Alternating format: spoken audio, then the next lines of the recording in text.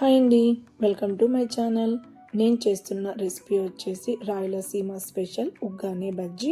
నేను ఇక్కడ ఫస్ట్ ఉగ్గానిని అయితే ప్రిపేర్ చేస్తున్నాను. దానికోసం ఫస్ట్ కడాయి పెట్టేసుకొని ఆయిల్ వేసుకొని హీట్ చేసేసుకున్న తర్వాత ఆవాలు, జీలకర్ర, మినప్పప్పు, శనగపప్పు ఇవన్నీ వేసి కొంచెం ఫ్రై అయిన తర్వాత పొడవుగా కట్ చేసుకున్న ఆనియన్ కూడా వేసేసి అవి కూడా ఫ్రై చేసుకోవాలి. కొంచెం కరివేపాకు, అలాగే చిన్నగా కట్ చేసుకున్న టమాటా, పసుపు వేసేసి కొంచెం బాగా ఫ్రై చేసేసుకోవాలి. తర్వాత ఇందులోకి పచ్చిమిర్చి, ఉప్పు అండి పేస్ట్ వేసుకుంటున్నాను. ఇందులోకి కొంతమంది పచ్చిమిర్చిని డైరెక్ట్గా కూడా కట్ చేసుకుంటారు, కానీ ఇలా వేసుకుంటే మాత్రం టేస్ట్ చాలా బాగుంటుంది.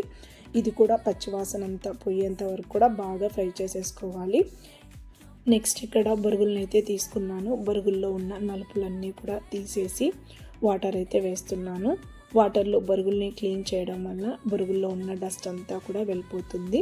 బొరుగులు కూడా చాలా సాఫ్ట్గా అయిపోతాయి. ఇప్పుడు బొరుగుల్ని ఇలా చేత్తో తీసుకొని ప్రెస్ చేసామంటే బొరుగుల్లో ఉన్న ఎక్స్ట్రా వాటర్ అంతా కూడా వెళ్ళిపోతుంది. బొరుగుల్ని అయితే ఇలా క్లీన్ చేసేసుకొని పచ్చిమిర్చి పేస్ట్లోకి అయితే వేసేసుకుంటున్నాను. ఇక్కడ లాస్ట్లో లెమన్ కూడా యాడ్ చేసుకుంటారు చాలామంది కూడా, నేనైతే లెమన్ వేయట్లేదు. ఇక్కడ కొబ్బరి, పప్పులు రెండు కూడా గ్రైండ్ చేసుకున్న పౌడర్ని అయితే వేస్తున్నాను. ఇది వేయడం వల్ల టేస్ట్ అనేది చాలా బాగుంటుంది. ఇప్పుడు బొరుగులన్నీ కూడా బాగా కలిసేటట్లుగా కొంచెం స్లోగా అయితే కలుపుకోవాలి. ఉగ్గాని అనేది రెడీ అయిపోయింది కదా. ఇప్పుడు ఉగ్గానిలోకి బెస్ట్ కాంబినేషన్ వచ్చేసి బజ్జీలను అయితే ప్రిపేర్ చేసుకున్నాము. ఈ బజ్జీల కోసం ఒక బౌల్ తీసుకొని 1 కప్పు శనగపిండిని అయితే తీసుకున్నాను. అందులోకి 1 టేబుల్ స్పూన్ బియ్యపిండి, ఉప్పు, బేకింగ్ సోడా, వేడి చేసిన ఆయిల్ని అయితే వేసుకొని ఈ పిండిని అంతా కూడా ఒక్కసారి అయితే బాగా కలుపుకోవాలి, అన్నీ కూడా కలిసేటట్టుగా. తర్వాత కొంచెం వాటర్ అయితే యాడ్ చేసేసుకొని పిండిని సాఫ్ట్గా అయితే కలుపుకోవాలి.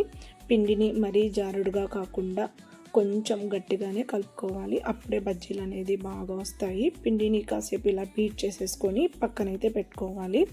ఇప్పుడు బజ్జీల కోసము పచ్చిమిర్చిని అయితే తీసుకొని మధ్యలోకి ఇలా కట్ చేసేసుకొని గింజలను అయితే తీసేసుకుంటున్నాను.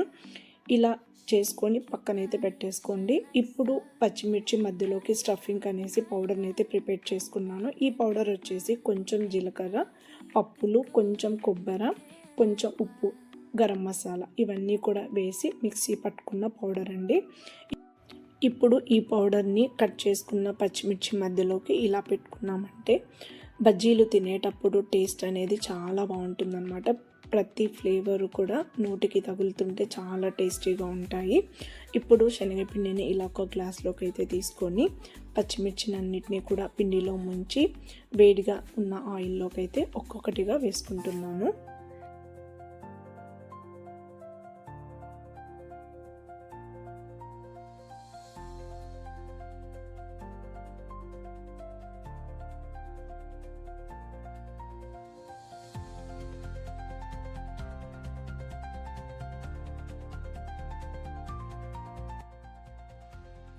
బజ్జీలు అనేది ఆయిల్లో ఫ్రై అవుతున్నప్పుడు ఇలా కొంచెం కలర్ వచ్చినప్పుడు తీసేసి కాసేపు ఆగి సెకండ్ టైం ఫ్రై చేసుకున్నామంటే బజ్జీలు అనేది కలర్ చాలా బాగా వస్తాయి. అలాగే పిండి లోపల వరకు కూడా బాగా కుక్ అవుతుంది. అస్సలు ఆయిల్ అనేది ఉండదు బజ్జీలకి. పైనంతా కూడా క్రిస్పీగా, లోపలంతా కూడా చాలా సాఫ్ట్గా బజ్జీలు అయితే వస్తాయన్నమాట. చూసారు కదా, కలర్ అయితే చాలా బాగా వచ్చాయి. ఈ ఉగ్గాని బజ్జీ రెసిపీని నేను ఎక్కువగా టిఫిన్స్కి అయితే చేస్తుంటాను. ఈవినింగ్ స్నాక్స్ లాగా చేసుకున్నా కూడా చాలా బాగుంటుంది. అలాగే ఇందులోకి లెమన్ యాడ్ చేసుకొని తిన్నా కూడా చాలా బాగుంటుందండి టేస్ట్ వచ్చేసి. బజ్జీలు కూడా మనము స్టఫింగ్కి పౌడర్ లాగా పెట్టాం కదా, చాలా టేస్టీగా ఉంటాయి తినడానికి కూడా. ఈ వీడియో మీకు బాగా నచ్చినట్లయితే ప్లీజ్ లైక్ చేయండి.